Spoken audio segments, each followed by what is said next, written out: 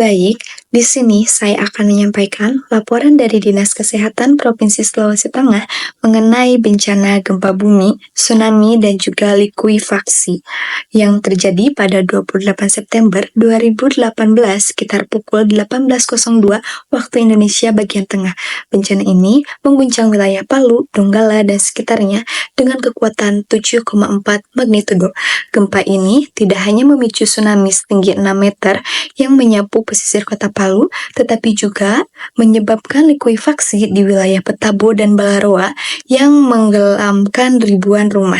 Akibat dari bencana ini, yang pertama ini ribuan orang meninggal dunia, yang kedua puluhan ribu kehilangan tempat tinggal, dan infrastruktur kota yang mengalami kerusakan parah. Adapun wilayah yang terdampak, yang pertama ini ada di kota Palu, khususnya di Palu Selatan seperti Petabo dan juga Balaroa dengan penduduk terancam sekitar 80.000 jiwa. Yang kedua ada di Kabupaten Donggala, daerah Banawa dan Sirenja sekitar 60.000 jiwa. Yang ketiga ada di Kabupaten Sigi, di Sigi, Biromaru seperti Jono Oge sebanyak 45.000 jiwa. Selanjutnya di Kabupaten Parigi Motong khususnya di Desa Olaya itu sebanyak 5.000 jiwa, dan yang terakhir ada Kabupaten Pasangkayu wilayah Surjo sekitar 1.000 jiwa. Selanjutnya, ada korban jiwa yang tercatat. Yang pertama, ada di kota Palu, yaitu 1.727 yang meninggal, 129 yang hilang, dan 1.519 yang luka-luka. Selanjutnya di Kabupaten Donggala, 171 yang meninggal, 52 yang hilang, dan 600 yang luka-luka. Selanjutnya di Kabupaten Sigi, 188 yang meninggal, 84 yang hilang, 350 yang luka-luka.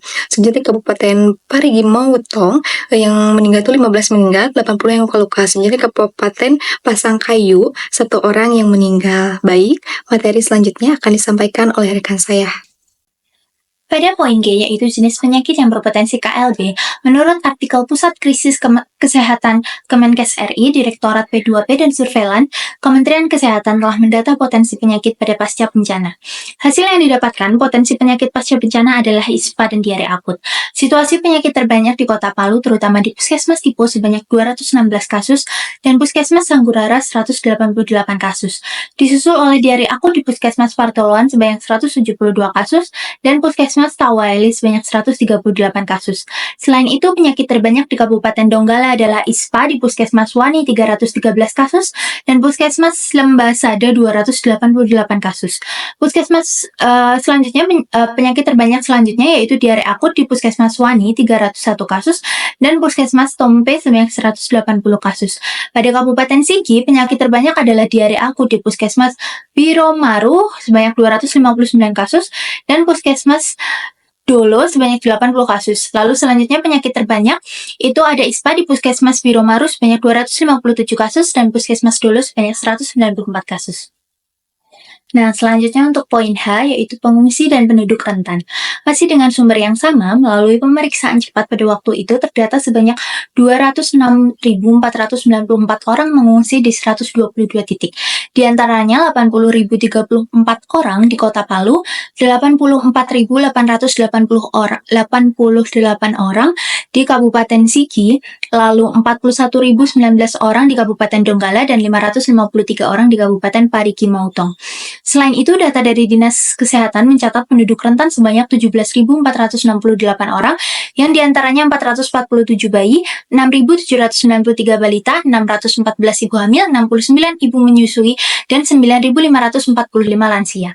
Selanjutnya untuk gangguan jiwa atau psikososial, sekitar 30 orang korban bencana itu ditemukan mengalami gangguan jiwa. Nah, mereka menjalani perawatan jalan oleh tim psikiater dari RSUD Madani Palu, tanpa rawat inap, hanya dengan mendatangi kantong-kantong pengungsian.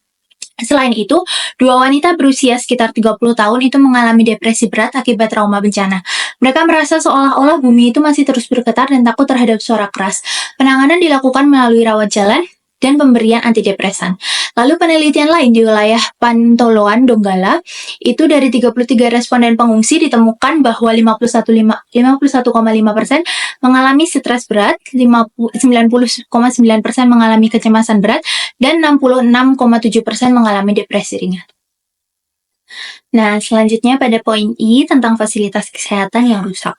Masih bersumber dari artikel Pusat Krisis Kesehatan, Kementerian Kesehatan dengan lintas sektor dan program terkait juga mencatat kerusakan fasilitas layanan kesehatan. Nah, total kerusakan yang telah dihitung melalui penilaian cepat itu berjumlah 74 fasilitas, diantaranya 12 rusak berat, 20 rusak sedang, dan 42 lainnya rusak ringan. Berdasarkan data tingkat kerusakan tersebut, dapat dipaparkan kerusakan fasilitas kesehatan itu meliputi 1 rumah sakit, 50 puskesmas, 18 pustu, dan 5 poskesdes.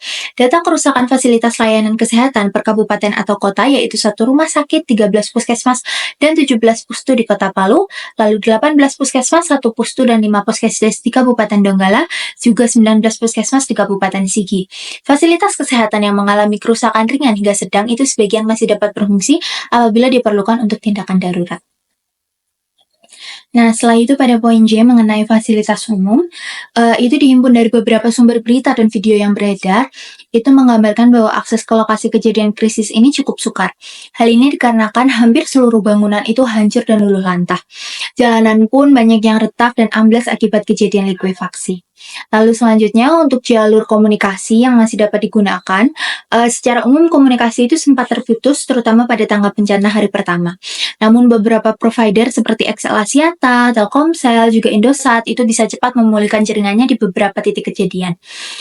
Selain itu Kominfo juga mengirimkan 30 unit telepon satelit, memasang layanan internet satelit, dan juga menentukan titik komunikasi darurat di kantor sentral telepon otomat atau STO Telkom di Jalan Ahmad Dahlan, Kota Palu. Setelah itu untuk keadaan jaringan listrik di lokasi kejadian itu memang sempat terputus akibat banyaknya gardu PLN yang rusak. Nah, terakhir pada poin pengadaan air bersih, itu sebenarnya masih belum tercukupi dengan indikasi pemenuhan kurang dari 5 liter per orang per harinya. Meskipun begitu, Kementerian ESDM, PUPR, dan juga PMI itu telah berupaya membantu mengirimkan sejumlah truk tangki air bersih dan instalasi pengolahan air. Penilaian di lapangan, kondisi sanitasi dan kesehatan lingkungan di lokasi pengungsi tsunami Palu itu masih sangat memprihatinkan. Jenis tempat penampungan yang digunakan itu adalah tenda darurat, gedung sekolah, dan masjid yang memang didesain bukan untuk kapasitas besar. Kapasitas penampungan tidak memadai, lalu rata-rata luas tempat tinggal itu kurang dari 3 meter persegi per orang, sehingga ruang gerak pengungsi itu sangat terbatas. Penyediaan air bersih juga sangat kurang dan tidak merata, yang bisa beresiko meningkatkan penyebaran penyakit berbasis air. Sarana jamban darurat itu juga sangat terbatas, dengan rasio lebih dari 50 orang per jamban, jauh dari standar kesehatan. Selain itu, tempat pembuangan sampah dan sistem pengolahan limbah cair atau SPAL juga belum memadai, sehingga berpotensi menimbulkan pencemaran lingkungan. Lalu penerangan di lokasi pengungsian pun juga sangat minim, yang dimana hal ini tuh bisa menghambat aktivitas malam dan dapat menimbulkan resiko keamanan. Selanjutnya masuk pada poin L, yaitu ketersediaan sumber daya. Di sini tuh ada 5 poin. Yang pertama ada pembekalan kesehatan dari Dinas Kesehatan. Komponennya itu ada obat dan bahan habis pakai itu cukup, alat kesehatan cukup, bahan sanitasi seperti kapolit, PAC, aquatip, kantong sampah, lepelan lalat, dan hygiene kit itu cukup, persalinan kit cukup, SDM jumlahnya itu tidak cukup, yang terakhir ada SDM kompetensi itu cukup. Obat-obatan dan alat kesehatan cukup tersedia karena dikirim dari Sulawesi Selatan dan didukung logistik RH Kemenkes seperti 50 hygiene kit individu, 90 hygiene kit keluarga, 2.000 kantong sampah, lepelan lalat, dan klorin diffuser atau kapolit untuk pemurnian air. Kit persalinan juga dilaporkan mencukupi, namun untuk tenaga kesehatan terjadi kekurangan yang signifikan. Lalu yang kedua ada sarana pendukung pelayanan kesehatan dari Dinas Kesehatan juga. Komponennya itu ada transportasi operasional pelayanan kesehatan itu cukup, alat komunikasi dan sarana listriknya tidak cukup. Transportasi operasional memadai dikarenakan TNI, BNPB, dan tenaga medis dikerahkan dengan menggunakan ambulans, helikopter, dan kapal rumah sakit TNI. Namun, sistem komunikasi dan aliran listrik itu terganggu total akibat rusaknya 276 tower BTS dan aliran PLN. Pemulihan dilakukan dengan bantuan komunikasi satelit dan genset. Yang ketiga ada pembekalan kesehatan dari rumah sakit atau PKM. Komponennya itu ada obat dan bahan habis pakai cukup, alat kesehatan cukup, bahan sanitasi seperti kapolit, PAC, aquatip, kantong sampah, lepelan lalat itu cukup, persalinan kit juga cukup, air cukup, tempat tidur cukup. Semua rumah sakit yang ada di Palu, Donggala, dan Sigi berhasil diaktifkan kembali, dibantu dengan KRI Suharto dan Erlangga, serta rumah sakit lapangan. Kebutuhan dasar rumah sakit seperti obat, tempat tidur, air, dan sanitasi itu sudah tersedia. Sumur bor, MCK komunal, dan dapur umum juga telah didirikan. Yang keempat, ada kebutuhan tenaga kesehatan. Nama fasilitas kesehatannya itu Rumah Sakit Bayangkara Palu. Tenaga kesehatan yang tersedia itu dokternya cuma 1, perawatnya 4. Tenaga kesehatan dibutuhkannya itu dokter yang lebih dari 4 dan perawat lebih dari 10. Rumah Sakit Udara Palu. Tenaga kesehatan yang tersedia itu tim medis nasional yang dikirim. Terus tenaga kesehatan yang dibutuhkan itu masih butuh tambahan dokter spesialis. Lalu ada puskesmas di Donggala atau Sigi. Sebagian besar tidak ada tenaga kesehatan. Lalu tenaga kesehatan yang dibutuhkan itu semua bidang tenaga kesehatan, dokter, perawat, bidan, kesling, pomkes, dan yang lainnya. Beberapa fasilitas mengalami kekurangan yang berat, seperti Rumah Sakit Bayangkara yang kekurangan tenaga medis paling parah, Rumah Sakit Undata dan Puskesmas membutuhkan tambahan tenaga perawat, bidan, dan kesling. Lalu yang kelima ada sarana pendukung pelayanan kesehatan dari rumah sakit atau PKM. Komponennya itu, transportasi operasional pelayanan kesehatan itu cukup, alat komunikasi tidak cukup, dan sarana listrik untuk pelayanan kesehatan cukup. Transportasi medis cukup dengan dukungan kapal dan ambulans. Listrik dipulihkan melalui pasukan solar dan genset dari Pertamina. Namun, komunikasi masih mengandalkan sistem radio dan satelit. Oke, yang selanjutnya itu ada upaya penanggulangan yang telah dilakukan. Nah, setelah bencana gempa dan tsunami melanda wilayah Palu, Donggala, dan juga Sigi pada 28 September 2018, berbagai upaya penanggulangan segera dilakukan oleh pemerintah dan organisasi terkait. Nah, dalam klaster pelayanan kesehatan, ratusan tenaga kesehatan dari program Nusantara Sehat, TNI, dan relawan itu diterjunkan ke lokasi terdampak. Adapun pelayanan kesehatan ini dilaksanakan melalui rumah sakit lapangan seperti pos-pos kesehatan keliling, juga sementara pasien yang membutuhkan penanganan lebih lanjut itu dirujuk ke rumah sakit luar daerah terdampak. Adapun untuk klaster pengendalian penyakit dan sanitasi lingkungan itu dilakukan penyemprotan disinfektan, distribusi air bersih, dan juga pemasangan tandon air di sejumlah titik pengungsian. Nah, di sisi pelayanan gizi, makanan tambahan itu diberikan kepada balita, ibu hamil, dan juga ibu menyusui dengan didukung oleh dapur umum yang dikelola TNI, BNPB, dan juga para relawan. Adapun gangguan kesehatan jiwa menjadi perhatian penting pasca bencana, di mana tim psikososial ini dikerahkan untuk memberikan trauma healing, terutama kepada anak-anak dan juga perempuan. Nah, pelayanan psikologis ini dilakukan oleh tenaga dari rumah sakit jiwa dan lembaga kemanusiaan. Kemudian dalam klaster kesehatan ibu dan anak, pelayanan kebidanan darurat diberikan di pos kesehatan, disertai distribusi kit kebersihan dan juga perawatan reproduksi untuk perempuan. Nah, proses identifikasi korban ini dilakukan oleh tim DPI Polri melalui pendataan dan pemulasaran jenazah. Tim logistik kesehatan juga berperan penting dalam distribusi obat-obatan, alat kesehatan, hygiene kit, dan juga tenda pelayanan. Nah, bantuan logistik ini sebagian besar disalurkan dari gudang farmasi Kemenkes dan juga mitra kemanusiaan. Nah, yang selanjutnya itu ada bantuan yang diperlukan. Dalam kondisi darurat tersebut, terdapat beberapa kebutuhan mendesak yang harus segera dipenuhi untuk mendukung proses pemulihan. Adapun beberapa bantuan yang diperlukan mencakup tambahan obat-obatan esensial dan alat kesehatan, terus juga penyediaan tenda medis, sarana sanitasi portable, serta hygiene kit untuk korban.